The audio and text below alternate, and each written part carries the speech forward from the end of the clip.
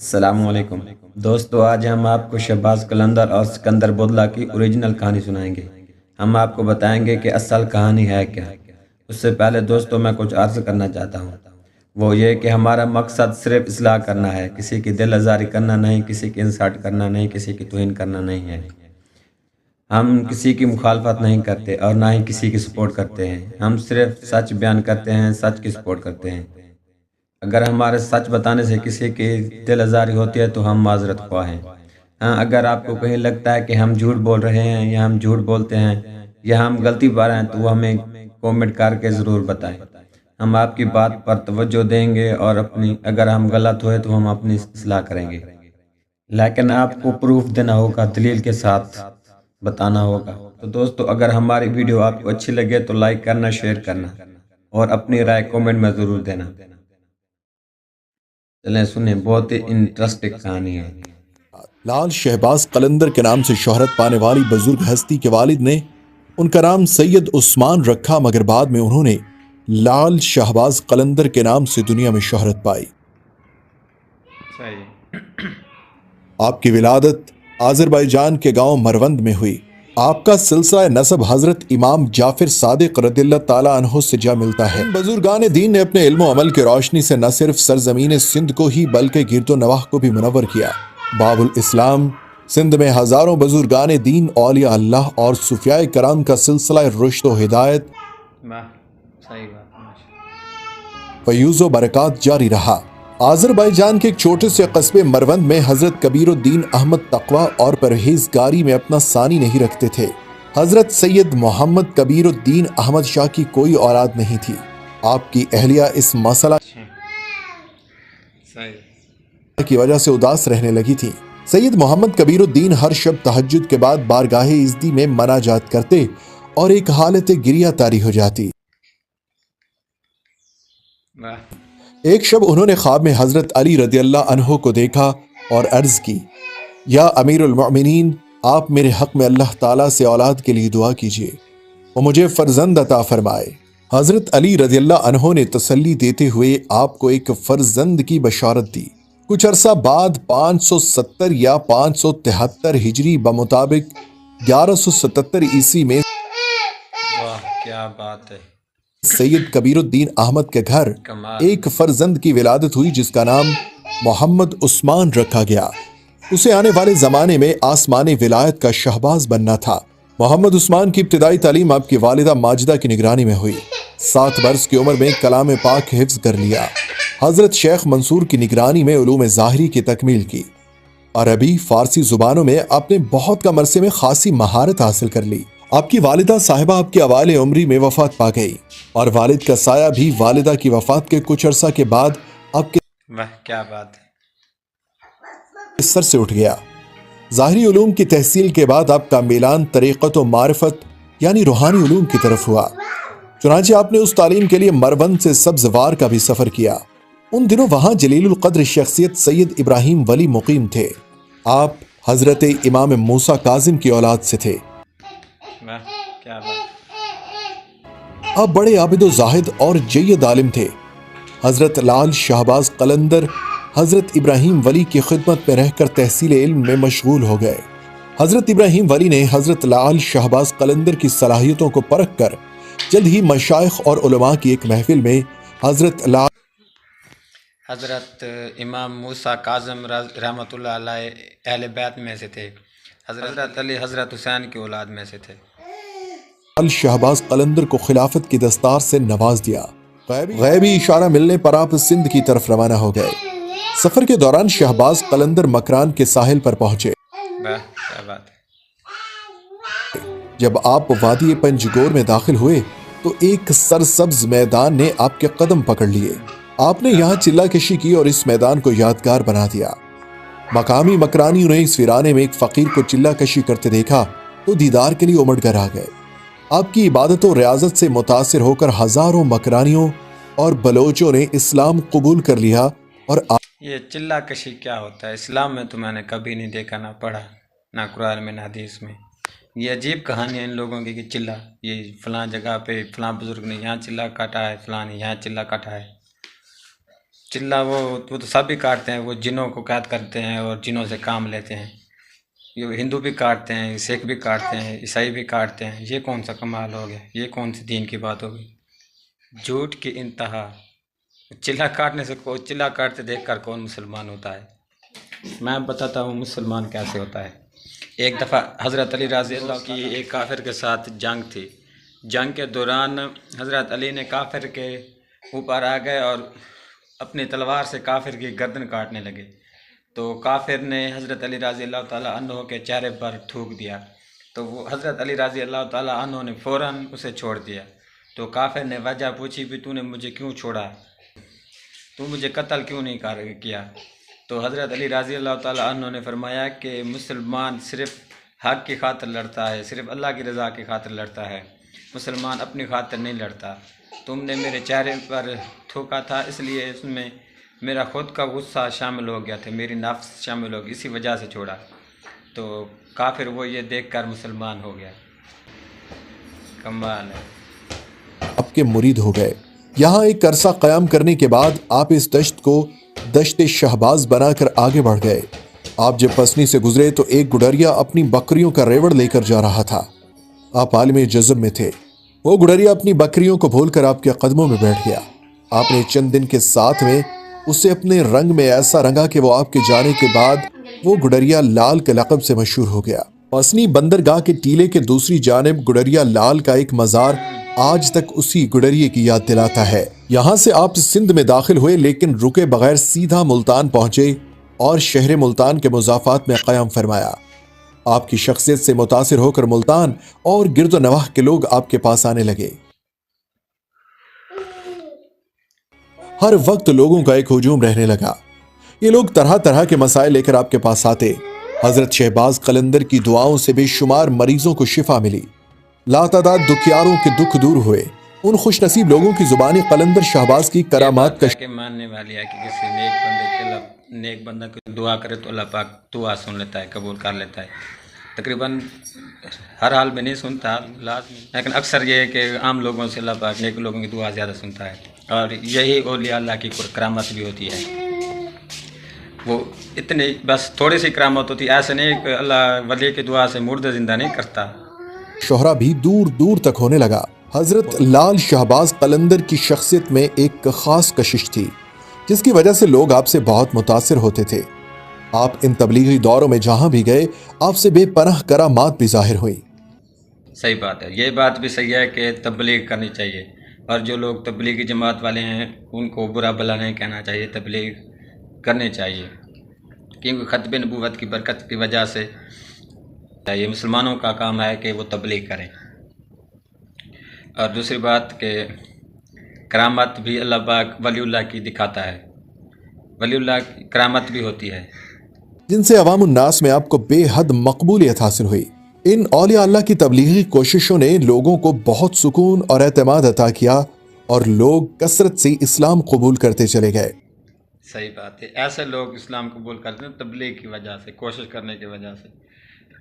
لوگوں کو بتایا جائے، حق باتیں بتائی جائیں، تب لوگ اسلام قبول کرتے ہیں. صحیح بات ہے. ماشاء چلا کاٹتے ہوئے دیکھ کر مسلمان نہیں ہوتے لوگ، اسلام قبول نہیں. ہندوستان کے مختلف شہروں کی حضرت لال شہباز قلندر سیاحت کرتے ہوئے جونا گڑھ تشریف لائے. ان دنوں یہاں کے لوگ ایک عجیب مصیبت میں گرفتار تھے. دن کی ایک خاص گھڑی میں ایک زنبیل اور ڈنڈا نظر آتا تھا. اسے کون پکڑے ہوئے ہے کچھ نظر نہ آتا تھا، بس ایک آواز آتی تھی جسے جو کچھ دینا ہے اس زنبیل میں ڈال دے. لوگوں میں یہ بات مشہور ہو گئی کہ اگر کوئی زنبیل میں کچھ نہیں ڈالے گا تو نقصان اٹھائے گا. یہ کہانی شروع ہونے لگی، جیسے فلموں میں نہیں ہوتی کہ وہ بس کیا بتائیں آپ کو، لمبی لمبی چھوڑتے ہیں. اور ایک فلم ہے انڈیا کی، اس کا کیا نام ہے، وہ فلم ہے نا حاتم طئی، اس میں جیسے دکھاتے ہیں کہ جن لڑکیوں کو لے جاتا ہے اور کیا کیا کہانیاں گھڑتے ہیں اس فلم میں. ان بزرگوں کی کہانیاں بھی ویسے حاتم طئی والی ہوتی ہیں. ان کا نہ ان کا اسلام کے ساتھ کوئی لین دین ہے اور نہ ہی عقل کے ساتھ، بس اپنی طرف سے پھینکتے ہیں. یعنی بزرگوں کی کہانیاں بھی ویسے ہوتی ہیں. اگر آپ نے حاتم طئی مووی دیکھی ہے تو آپ کمنٹ میں ضرور بتائیں. اس لیے لوگ خوف زدہ ہو کر کچھ نہ کچھ اس زنبیل میں ڈال دیا کرتے تھے. یہ زنبیل کہنے کو ایک چھوٹا سا کاسا تھا، لیکن اس میں بہت سارا سامان سما جاتا تھا۔ لوگ اس زنبیل سے متاثر تو تھے، لیکن روز روز کی طلب سے تنگ آ چکے تھے۔ انہوں نے بہت سے بزرگوں سے رابطہ کیا، لیکن کوئی بھی اس زنبیل اور ڈنڈے کو نظر آنے سے نہ روک سکا۔ یہ قصہ چل ہی رہا تھا کہ حضرت لال شہباز قلندر شہر سے باہر آ کر مقیم ہوئے۔ آپ کی شہرت سن کر ایک درویش آپ کی خدمت میں حاضر ہوا۔ مجھے سمجھ نہیں آ رہی کہ یہ سارے عجیب و عجیب واقعے بزرگوں کے دور میں ہوتے تھے، اب اس دور میں کوئی واقعہ نہیں۔ کمال ہے یار، اب اس دنیا میں اب جب سے پیدا ہوئے، یا ہمارے ماں باپ یا ہمارے دوست پیدا ہوئے، کسی نے بھی نہیں دیکھا کوئی عجیب قصہ ہوتا ہو ایسا۔ عجیب بات ہے بھائی، سب کہانی۔ اس درویش نے پورا واقعہ آپ کے گوش گزار کرتے ہوئے اپنی بے بسی ظاہر کی۔ وہ درویش آپ کو اس محلے میں لے گیا جہاں وہ زنبیل ظاہر ہوتی تھی۔ کھیل شروع ہو چکا تھا۔ زنبیل اور ڈنڈا ہر دروازے پر ہوا میں اڑتا ہوا پہنچ رہا تھا اور لوگ اپنی نظریں اس میں ڈال رہے تھے۔ قلندر شہباز نے اپنا دست مبارک بڑھایا، زنبیل اور ڈنڈا دونوں آپ کے ہاتھ میں آ گئے۔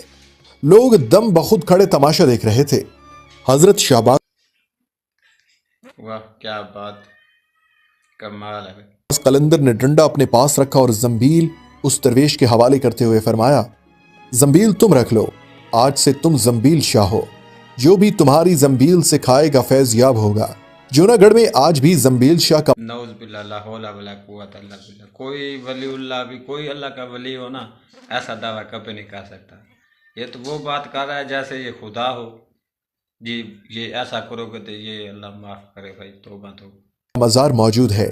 دوران سیاحت آپ گرنار اور گجرات بھی تشریف لے گئے اور لوگوں کو توحید اور حقانیت کا درس دیا۔ حضرت لال شہباز قلندر 649 ہجری۔ توحید، اب اتنی بڑی بڑی باتیں کر کے لوگ توحید کی دعوت دیں گے، ان کو پتہ بھی ہے توحید کہتے کسے ہیں۔ توبہ، توحید کہتے ہیں اللہ سب سے بڑا ہے، اللہ کا کوئی شریک نہیں، ساری عبادت کے لائق صرف ایک اللہ ہے، ٹوٹل عبادت صرف ایک اللہ کی ہو سکتی ہے۔ عبادت پتہ کسے کہتے ہیں؟ عبادت، نماز، روزہ، حج، زکوٰۃ، قربانی، دعا۔ میں سندھ تشریف لائے۔ سیون میں اس وقت ہندو راجہ جیسر جی، جو عرف عام میں راجہ چوپٹ کہلاتا تھا، کی حکومت تھی۔ راجہ چوپٹ ایک عیاش طبع آدمی تھا۔ راجہ رعایا کے حال سے بے خبر رہتا۔ لا قانونیت اور ظلم و تشدد ہر طرف عام تھا، کسی کی کوئی فریاد نہیں سنی جاتی تھی۔ اسی وقت کا یہ مقولہ بھی مشہور ہے، اندھیر نگری چوپٹ راج۔ بس کیا مقولہ ہے، اندھیر نگری چوپٹ راج۔ آج کل بھی ویسے ہی ہے، آج کل یہ اندھیر نگری اور چوپٹ راج۔ آج کل تو کوئی شہباز قلندر نہیں آ رہا، جو بھی آئے گا وہ محنت سے آئے گا، وہ بھی سادہ عام لوگ ہی ہوگا۔ اس کے بارے میں بھی یہ لوگ فتوے دیں گے، یہ دیکھو یہ ہے، یہ وہ ہے، جیسے عمران خان کے بارے میں دیتے ہیں۔ عمران خان کی بھی غلطیاں ہیں کچھ نہ کچھ، اتنا سیدھا وہ بھی نہیں ہے، لیکن باقیوں سے کافی حد تک بہتر تھا۔ لوگوں کو بے بس اور لاچار دیکھ کر ایک مجذوب جس کا نام سکندر بودلا تھا، وہ اکثر ایک نعرہ مستانہ لگایا کرتا تھا، میرا مرشد آنے والا ہے، ظلم کا زوال ہونے والا ہے۔ سکندر بودلا سیوستان کی پہاڑیوں میں عبادت و ریاضت کرتے تھے۔ ایک جیسے اب ہم نعرہ لگاتے ہیں کہ امام مہدی آنے والے، امام مہدی آئیں گے تو انشاءاللہ ہماری حکومت ہوگی، دنیا پہ راج ہوگا انشاءاللہ۔ رات بزرگ نے خواب میں آواز غیبی سنی کہ ایک مرد قلندر آ رہا ہے جو ظلمت کو نور میں تبدیل کر دے گا۔ پھر ان بزرگ کی زبان پر یہ ورد رہتا کہ میرا مرشد سائیں آ رہا ہے۔ اس نعرے کو سن کر شہر کے لوگوں کے دلوں سے دعا اٹھتی کہ خدا مجید میں ہے لعنت اللہ علی الکاذبین، جھوٹوں پر اللہ کی لعنت۔ کرے ہمارا نجات دہندہ جلد آئے اور ہمیں راجہ کے ظلم سے بچائے۔ مجذوب کی آواز میں ایسی کڑک تھی کہ راجہ کے قلعے کی دیوار کو چیرتی ہوئی اندر آ جاتی تھی۔ رات کے اندھیرے اور سناٹے میں یہ پرسوز آواز اہل قلعہ کی نیندیں اڑا دیتی تھی۔ شروع میں تو راجہ اور قلعہ کے لوگوں نے نعروں کو سن کر نظر انداز کر دیا۔ جب نعروں میں شدت آ گئی تو وہ بھی بوکھلا اٹھے۔ ان فلک شگاف نعروں نے نہ جانے کیوں راجہ جیسر کو نہ صرف مشتعل کر دیا بلکہ خوف زدہ کر دیا تھا۔ بالآخر راجہ کے سپاہی گئے اور اس مجذوب کو گرفتار کر کے راجہ کے پاس لے آئے۔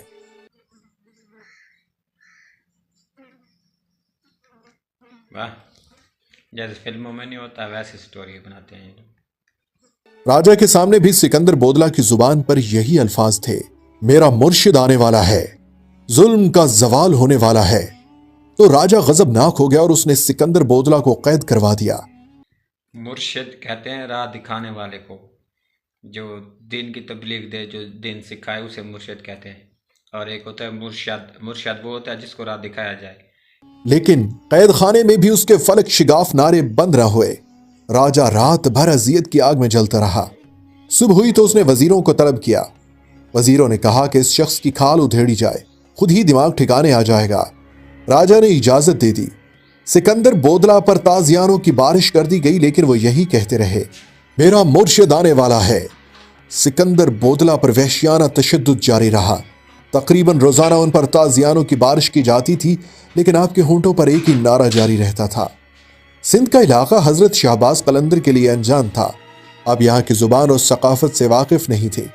اس کے باوجود آپ سرزمین سندھ کی طرف تشریف لے آئے۔ واہ کیا بات ہے! حالات کا مشاہدہ کر کے آپ نے کسی ایک جگہ مستقل سکونت اختیار کرنے کا ارادہ ترک کر کے پہلے ارد گرد علاقوں میں تبلیغی دوروں کا آغاز کیا۔ ایک مرتبہ سندھ اور اس کے قرب و جوار میں اتنا شدید قحط پڑا کہ مخلوق خدا سخت پریشان ہوئی۔ اس قحط سے نجات حاصل کرنے کے لیے لوگوں نے قلندر سے عرض کی کہ آپ اللہ تعالیٰ کے حضور دعا کریں کہ ہمیں اس قحط سے نجات دے دے۔ حضرت لال شہباز قلندر نے بارگاہ ایزدی میں دعا کی۔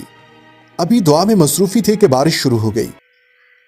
صحیح بات ہے، تو ولی اللہ ہو نا، اسے دعا کروانی چاہیے۔ صحیح۔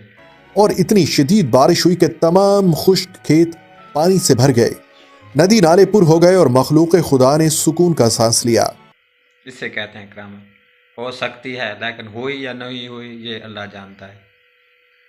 وادی مہران سندھ کے مختلف علاقوں کو فیض یاب کرنے کے بعد حضرت شہباز قلندر سیوستان یعنی سہون میں مقیم ہوئے، جہاں آپ کو بڑی پذیرائی حاصل ہوئی اور آپ کے حسن اخلاق کی بہت دور دور تک شہرت ہو گئی۔ لال شہباز قلندر اور ان کے ساتھیوں نے جس میدان میں پڑاؤ ڈالا تھا، اس کے قریب ایک بستی میں شراب و شباب کی خرید و فروخت ہوتی تھی۔ درویش کے پڑاؤ کی وجہ سے اس بستی کے مکینوں نے خوف محسوس کیا اور راجہ کے پاس جا کر ان کی شکایت کی۔ ان لوگوں کی دروغ گوئی سن کر راجہ غصے سے تل ملا اٹھا۔ اس نے بہت مغرور صحیح ہے۔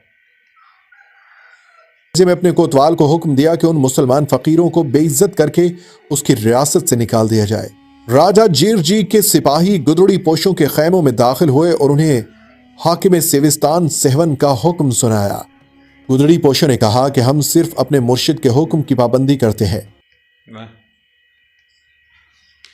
اگر تمہیں کچھ کہنا ہے تو ان سے کہو۔ راجہ جیر جی کے سپاہی اسی حالت غضب میں قلندر شہباز کے خیمے کی طرف بڑھے، مگر اندر داخل نہیں ہو سکے۔ سپاہیوں کو ایسا محسوس ہوا جیسے ان کے پیروں کی طاقت سلب ہو چکی ہے اور وہ اپنے جسم کو حرکت دینے سے قاصر ہے۔ پھر جب سپاہیوں نے واپسی کا ارادہ کیا تو ان کی ساری طاقت بحال ہو گئی۔ سپاہیوں نے دوبارہ خیمے میں جانے کی کوشش کی۔ اس بار بھی ان کے ساتھ ایسا ہی ہوا۔ مجبوراً سپاہی کچھ کیے بنا واپس چلے گئے۔ راجہ جیر جی اپنے سپاہیوں کی مجبوریوں کا قصہ سن کر چراغ پا ہو گیا۔ اس نے فوری طور پر اپنے وزیروں، مشیروں اور درباری نجومیوں کو طلب کر لیا۔ تمام واقعات سن کر حاکم سہون کی طرح اراکین سلطنت اور ستاروں کا علم جاننے والے بھی حیران و پریشان تھے۔ پھر درباری نجومی نے ستاروں کی چال اور ذائچے وغیرہ بنائے تو یکا یک ان کے چہروں پر خوف کے گہرے سائے لرزنے لگے۔ نجومیوں نے راجہ جیر جیر سے عرض کیا، ذائچے بتاتے ہیں کہ ایک شخص حدود میں سلطنت ہوگا اور پھر وہی شخص اقتدار کے ساتھ ساتھ آپ کی زندگی کے لیے بھی ایک سنگین خطرہ بن جائے گا۔ شاید وہی شخص ہے جس کے ایک مجذوب شاگرد کو آپ نے قید میں ڈال دیا ہے۔ اب یہ لوگ سٹوری کو چینج کرنے لگے ہیں، جیسے حضرت موسیٰ علیہ السلام کی سٹوری نہیں، وہ تو اوریجنل سٹوری ہے، لیکن یہ ڈپلیکیٹ ہے، ان کی کٹ میں یہ سٹوری بنا رہے ہیں، اور وہ اصل سٹوری حضرت موسیٰ علیہ نئی السلام۔ چال سوچی گئی۔ وزیروں کے کہنے پر ہیرے جواہرات اور اشرفیوں سے بھرا ہوا خان لے کر شہباز قلندر کی خدمت میں پیش کیا گیا کہ اسے قبول فرمائیں اور کسی دوسری جگہ قیام فرما لے۔ آپ نے حکم دیا کہ ان جواہرات کو آگ میں ڈال دو۔ خدمتگار نے اپنے مرشد کے حکم کے مطابق خان اٹھا کر آگ میں ڈال دیا۔ دیکھتے ہی دیکھتے ایک شعلہ سا بھڑکا اور واقعی تمام ہیرے جواہرات اور سونے کے ٹکڑے کوئلے اور لکڑی کی طرح آگ میں جل کر خاک ہو گئے۔ حاکم سیون کا نمائندہ کچھ دیر تک پتھرائی ہوئی آنکھوں کے ساتھ یہ ناقابل یقین منظر دیکھتا رہا۔ وہ سونا جو تپتی ہوئی بھٹی میں بہت دیر کہ وہ خاک ہو گئے، जला दिया, तो उसने समझो ले लिया ना, उनकी तरफ से तो आगे ना। के बाद पिघलता है, उसे मामूली आग के शोलों ने चंद लम्हों में जलाकर खाक कर डाला था। मुसलमान दरवेश की ये करामत देखकर वजीर ने कदमों पर सर रख दिया और गदा घराना लहजे में अर्ज करने लगा। फिर जब वजीर कांपते कदमों के साथ वापस जाने लगा तो आपने निहायत पुरजलाल लहजे में फरमाया, अपने राजा से कह देना कि हम यहाँ से वापस जाने के लिए नहीं आए हैं। अगर हाकिम सेवन अपनी सलामती चाहता है तो खुद यहाँ से चला जाए। वजीर दोबारा हाकिम सेवन की खिदमत में पहुंचा और उसने लालो जवाहिर के राख हो जाने का पूरा वाक़या सुनाया तो राजा जीर जी और ज्यादा गजबनाक हो गया और कहने लगा, तू बुज़िल है कि एक मामूली सी बात से डर गया। मैंने इससे भी बड़ी शोबदाबाजियां देखी हैं। सही बात है, ये शोबदाबाजी भी है, करामत नहीं है। सही। मेरी सल्तनत में ऐसे ऐसे कामिल जादूगर मौजूद हैं जो मुसलमान सन्यासी के तिलिस्म को पारा पारा कर देंगे। इशा की नमाज में एक अजीब वाक़या पेश आया। हजरत शहबाज कलंदर ने खिदमतगारों की मौजूदगी में कला की जानिब रुख करते हुए फरमाया, बोदला अब तुम हमारे पास चले आओ। अब देखो हजरत मूसा अलैहिस्सलाम के वाक़या ना जादूगरों का, इन्होंने भी उनसे ये घड़ा है उनको देखकर। खिदमतगार हैरान थे कि मुर्शिद किसे पुकार रहे हैं। सिकंदर बोदला जो राजा जीरजी की कैद में थे और कई महीने से दर्दनाक सजा, नाउज़ुबिल्लाह ला हौला वला कुव्वता इल्ला बिल्लाह, ये है असल नबूवत, यानी कि खत्म नबूवत पर डाका। ये जो टाइटल है ना सिर्फ नबियों का होता है। अल्लाह पाक सिर्फ नबियों को दिखाता है कि तुम्हारा उम्मती क्या कर रहा है, कहाँ है। ये सिर्फ एक हजूर सल्लल्लाहु अलैहि वसल्लम का वाक़या भी है। अभी हजूर सल्लल्लाहु अलैहि वसल्लम ने अल्लाह ताला ने हज़रत मोहम्मद सल्लल्लाहु अलैहि वसल्लम को उनके सहाब का वाक़या बताया था जब वो शहीद हो रहे थे, दिखाया था। बर्दाश्त कर रहे थे। उधर आपकी जुबान मुबारक से ये कलमात अदा हुए और इधर बोदला का जिस्म अचानक जंजीरों से आज़ाद हो गया। बोदला अभी इसी हैरानी में थे कि यकायक जिंदां का दरवाज़ा खुल गया। बोदला को अपने मुर्शिद की आवाज़ सुनाई दी। बोदला समझ गए कि यह मदद के सिवा कुछ नहीं। उसने बेख्तियार नारा लगाया, मेरा मुर्शिद आ गया, मेरा मुर्शिद आ गया।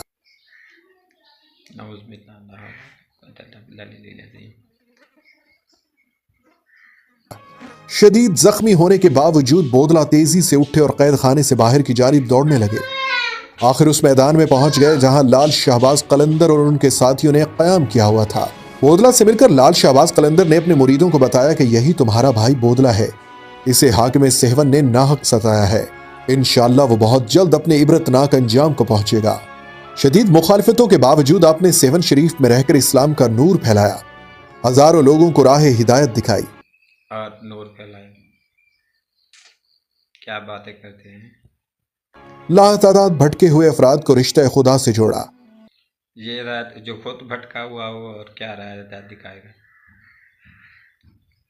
शहबाज कलंदर के बारे में नहीं कह रहे, वो हो सकता है वलीउल्लाह हो सकता है उसने दीन की सही तबलीग की हो जो कुरान हदीस में आई है, लेकिन जो ये लोग कहानियाँ बताते हैं ना, ये कहानियाँ 100% गलत है। लोगों को अखलाक और मोहब्बत की तालीम दी, सच्चाई और नेकी की लगन इंसानों के दिलों में उजागर की। जैसे हज़रत शेख अब्दुल कादिर जिलानी रहमतुल्लाह अलैह के बारे में लोग क्या क्या कहानी कराते हैं, हालांकि उसकी अपनी तालीम देखी जाए ना, पढ़ी जाए ना, उसमें कुछ और पाते हैं, लोग कुछ और घाड़ के बताते हैं। वैसे मैं आपको मिसाल के तौर पर एक किताब बताता हूँ, गुनियतुल तालिब इल्म। अगर आप वाकई बुज़ुर्गों से मोहब्बत करते हैं ना तो कभी पढ़ कर देखें खुद, वो कुछ और तालीम देते हैं और जो ये कहानियों वाले लोग हैं वो उसकी तरफ कुछ और मंसूब करते हैं। आपकी तालीमात और हुस्न सलूक से सेवन की एक ऐसी काया पलटी कि बहुत बड़ी तादाद में गैर मुस्लिमों ने इस्लाम कबूल कर लिया। आपने लातादाद भटके हुए अफराद का रिश्ता खुदा से जोड़ा, लोगों को अखलाक की तालीम दी, सच्चाई और नेकी की लगन इंसानों के दिलों में पैदा की। लाल शहबाज कलंदर की वजह से राजा को अपना इक़्तिदार खतरे में नजर आ रहा था। राजा जीरजी की नींदें हराम हो गई थी। सेवन में एक मुसलमान दरवेश की मौजूदगी उसके लिए मुस्तकिल अजाब बनकर रह गई थी। इक़्तिदार मतलब हुकूमत, हुक्मरानी। आजकल ड्रामा ही बहुत फेमस है इक़्तिदार। राजा जीरजी कई मरतबा अपनी ताकत का मुजाहिरा कर चुका था, मगर हर मरतबा उसे नाकामी का मुंह देखना पड़ा था। आखिर हाकिम सेवन ने अपने इलाके के कुछ जादूगरों को तलब करके उनसे मुसलमान दरवेश से मुकाबले का कहा, लेकिन सेवन के साहिरों ने मुकाबले से पहले ही अपनी शिकस्त तस्लीम कर ली थी कि उन्हें हराना हमारे बस की बात नहीं। अलबत्ता जादूगरों ने राजा को मशवरा दिया کہ اگر کسی طرح مسلمان درویش کے شکم میں نعوذ باللہ لا حول ولا قوت الا باللہ، ان لوگوں نے تو حضرت موسیٰ علیہ السلام سے بھی شہباز قلندر کو بڑھا دیا۔ حالانکہ جو حضرت موسیٰ علیہ السلام کا واقعہ ہے، حضرت موسیٰ علیہ السلام نے جادوگروں کے ساتھ مقابلہ کیا تھا اور جادوگروں نے دیکھ کر مانا تھا، یہاں تو بغیر دیکھی مان لیا۔ لا حول ولا قوت الا باللہ۔ شہباز قلندر کے بھی کیا جتنے بھی بزرگ ہیں سارے کے سارے حضرت موسیٰ علیہ السلام کی جوتی کے برابر بھی نہیں، اس کے پاؤں کے برابر بھی نہیں۔ حرام غذا داخل کر دی جائے تو اس کی ساری روحانی قوت زائل ہو جائے گی اور پھر ہمارے جادو کی طاقت اس پر غالب آ جائے گی۔ راجا نے ایک روز کسی حرام جانور کا گوشت پکوایا اور کئی خوان سجا کر مسلمان درویش کی خدمت میں بھیج دیے۔ جب یہ خوان حضرت شہباز قلندر کی خدمت میں پیش ہوا تو کھانا دیکھتے ہی شیخ کا رنگ متغیر ہو گیا اور آپ نے یہ کہہ کر کھانے سے بھرا ہوا خوان الٹ دیا۔ ہمارا خیال تھا وہ کافر اتنی نشانیاں دیکھنے کے بعد ایمان لے آئے گا، مگر جس کی تقدیر میں ہلاکت و بربادی لکھی جا چکی ہو اسے اللہ کے سوا کوئی نہیں ٹال سکتا۔ یہاں تو کہانی یہ ہے نا، بعض لوگ ایسے بھی کہانی گھڑتے ہیں کہ اس راجا نے سکندر کو نا ذبح کر کے ٹکڑے ٹکڑے کر کے پکا کر شہباز قلندر کو بھیجا، پھر شہباز قلندر نہیں پکا رہا تھا، پھر شہباز قلندر نے آواز دی، پھر وہ بوٹیاں نکال کر نا وہ مرید بن گیا، سکندر کیا نام ہے اس کا، وہ بن گیا اور وہ سامنے آ گیا۔ مرشد کے اس عمل سے خدام پر لرزہ طاری ہو گیا، پھر دوسرے ہی لمحے زمین بھی لرزنے لگی۔ سہون شدید زلزلے کی لپیٹ میں تھا، زمین نے 2-3 کروٹیں لی اور طاقت و اقتدار کا سارا کھیل ختم ہو گیا۔ ادھر شیخ کے سامنے خان الٹا پڑا تھا، راجہ جیرچی کے قلعے کی بنیادیں الٹی ہو گئی تھی۔ حضرت لال شہباز قلندر نہ صرف صوفی بعمل بزرگ تھے بلکہ اپنے علم کی ترویج کے لیے بھی گراں قدر دجال بھی ایسے کرتب دکھائے گا جیسے یہ کہانی میں بتا رہے ہیں، پھر اس کو بھی بزرگ مان لینا۔ خدمات سر انجام دی۔ حضرت لال شہباز قلندر ایک معروف شاعر بھی تھے۔ آپ کے کلام میں معرفت الہی اور سرکار مدینہ کی مدح سرائی، عشق حقیقی کے والہانہ انداز جا بجا نظر آتے ہیں۔ آپ کی شاعری میں روحانی وارفتگی اور طریقت و تصوف کے اسرار و رموز بے حد نمایاں اور واضح ہو کر سامنے آتے ہیں، جو اکابر صوفیاء کرام کا ایک خاص طرہ امتیاز ہے۔ حضرت لال شہباز قلندر اپنے کلام میں عبد و معبود کے رشتوں کی ترجمانی اتنے حسین پیرائے میں کرتے ہیں کہ پڑھنے اور سننے والوں کے قلوب میں گداز اور عشق و محبت کا جذبہ فروزہ ہونے لگتا ہے۔ آپ کو گھڑو اور کہانیاں بھی گھڑو۔ جو صوفی تھے، جو جس کی شاعری تھی، وہ آج بھی سب کو پتہ ہے، ڈاکٹر علامہ اقبال۔ لال کہنے کی مختلف روایات ہیں۔ بعض مورخین کا کہنا ہے کہ لال شہباز قلندر کا خطاب آپ کے پیر و مرشد نے عطا فرمایا تھا۔ ایک روایت یہ بھی ہے کہ آپ اکثر لال رنگ کا لباس زیب تن فرمایا کرتے تھے کیونکہ یہ اہل مروند کا مخصوص لباس تھا۔ حضرت لال شہباز قلندر نے تقریباً 103 برس، بعض تذکروں کے مطابق 112 برس کی عمر پائی۔ آسمان ولایت کا یہ شہباز اور سہون اور سندھ کے گرد و نواح کے تاریک علاقوں کو نور اسلام سے منور کرنے والا یہ آفتاب 18 شعبان المعظم 673 ہجری بمطابق 1275 میں غروب ہو گیا۔ یعنی کہ فوت ہو گئے، گزر گئے۔ یہ جو آفتاب تھا نا، یہ جو آفتاب کہتے ہیں سورج کو، سورج غروب ہو گیا۔ کمال۔ تو جی دوستو، سنا آپ نے کہانی۔ دوستو، قرآن مجید میں ہے سورۃ آل عمران آیات نمبر 179 کہ اللہ تعالیٰ کی یہ شان نہیں کہ وہ کسی غیر نبی کو غیب پر اطلاع کرے۔ اور ایک حدیث ہے کہ حضور صلی اللہ علیہ وآلہ وسلم نے فرمایا کہ اب غیب کی خبروں میں صرف ایک مبشرات باقی ہیں، یعنی کہ خواب۔